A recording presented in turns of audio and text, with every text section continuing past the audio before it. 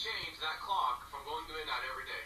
And there's nothing you and I can do to change that damn sun coming up and down every day. You know it's going to happen. That's a cycle. If we were some kind of little ant, or not even ant, some kind of little creature that only lived to be 1 second, that was their lifespan, let's say, some kind of thing, right? It wouldn't even know about the sun cycle that comes up and down because they're dying every second. And there's thousands and thousands and thousands of seconds in every day. So you have thousands and thousands and thousands of generations of these little creatures before, in hope these little creatures kept a little log of history to figure out it used to be daytime at one point and thousands of our, ant persons years ago or whatever, and now it's daytime all of a sudden. Right? You have to look back in the history books. The point of this silly little analogy is that it's a cycle, and the cycle itself does not care. It was never designed to care. It can't care what you and I think or what you and I are going to do when it's time for the cycle to renew, so to speak.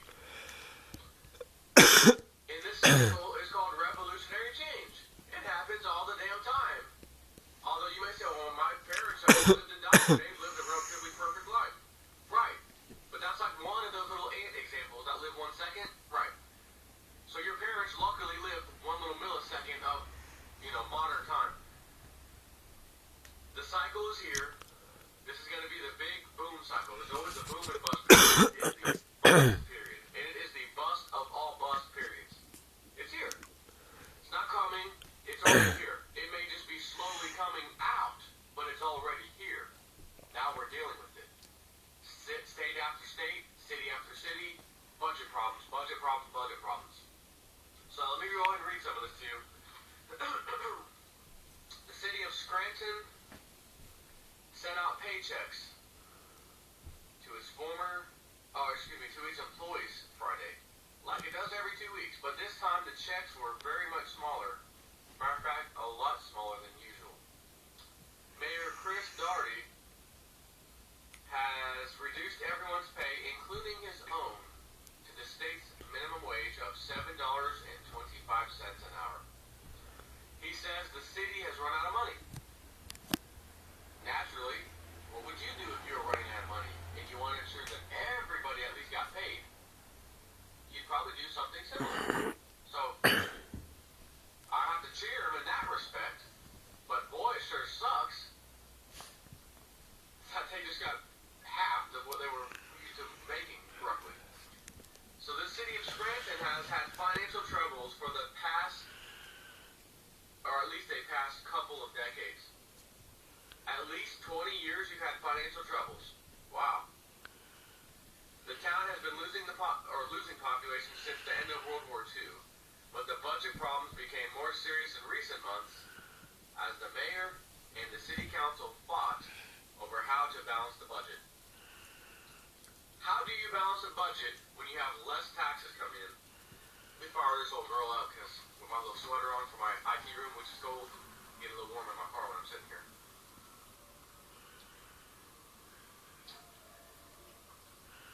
What do you do when tax revenue, it's no different than you being a store, McDonald's.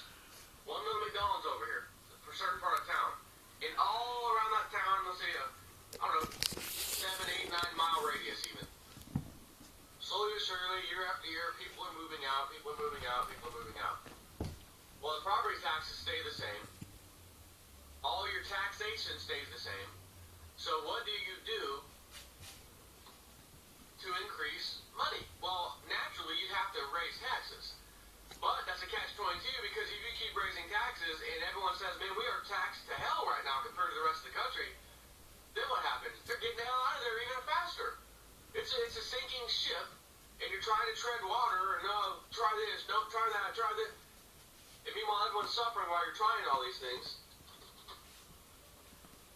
So what do? He has to raise taxes. That's what he's saying. And he's actually right. That's the worst part. He's right. Let me continue. He needs to raise taxes, he says, to fill a $16.8 million gap. The city council wants to take a different approach and borrow the money. City council members did not respond to the request about this dispute. City council, bozos, mainstream, learn from the mainstream, went to college, went to school, this is what they teach, let's borrow the money. The modern way of doing things, especially in America, let's borrow the money. You just had to cut everybody's pay half, down to more than half, technically. People are leaving the city year after year, month after month, slowly but surely, so that revenue's not coming in like it used to. Getting worse. And you want to borrow the money. Where would this idea come from? Oh, that's right. I know where. The government tells the world. America, the federal government itself borrows money. Where do you think that $16 trillion deficit we have right now comes from? We borrowed the money, and we make interest payments on it. But what do you see keep happening? We have to keep borrowing more money, and the principal that we owe keeps ballooning and ballooning higher and higher. And also, with that ballooning, goes the interest rate. Not necessarily the rate, but because the principal goes higher, and we're at some certain fixed rate, let's say, you add more principal, then more interest has to get paid. If the interest rate itself moves up at all, you're screwed. But even if it doesn't, and in America, Ben Bernanke controls that right now, and no matter what he sets the interest rate to, it's going to keep going up because the principal keeps going up. So in other words, what I'm just Nib, are you telling me right now that it is a mathematical, plain and simple mathematical certainty that debt can't be paid off? Yeah, that's right. That's exactly right. Let me say it again. The United States debt, the $16 trillion, which will go higher and higher and higher, cannot and will not. It is a mathematical certainty. It can't be paid off. Just like